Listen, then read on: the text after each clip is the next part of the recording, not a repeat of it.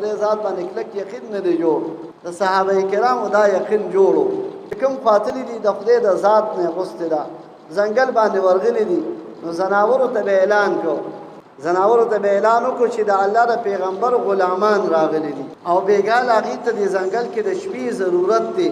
نو تاسو ته دا اعلان دی چې ایته دا ځنګل خالی کې دا د عقل منلو خبرې نه دي خدا د الله د پیغمبر خپل ملګری نو تاریخ لیکلی دی چې زمری پورې خپل بچي خپل کې نیولې دی او ځنګل خالی کړي په دریاب باندې پوریوزي چې په دریاب باندې اول ورغلي دي نو امیر چې دی هغه خلکو دوی چې ما پسې راځي په دریاب باندې څوک اس نه ورچي نو اول خدا د عقل نه بار خبره ده اسونه په ورچولې دي او تاریخ لیکلی دي چې صرف دا نکونه چې دي د لواندو نو ټول اوچ پوری وتی دي او بیا مزینا بیا امیر را واپس چې خپل لخر ته وي چې چانه خو په وبو کې سپروت نه دي ناغیو صحابي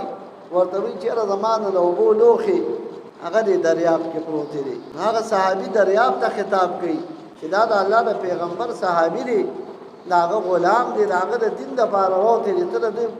دوبولو خسین جوړې دا وته واپس راواچو هغه واپس راچولې دي دا هغه خلکو چې د الله په ذات باندې کلک یقینو مونږ تاسو هم مقا الله دی هغه کتاب الله دی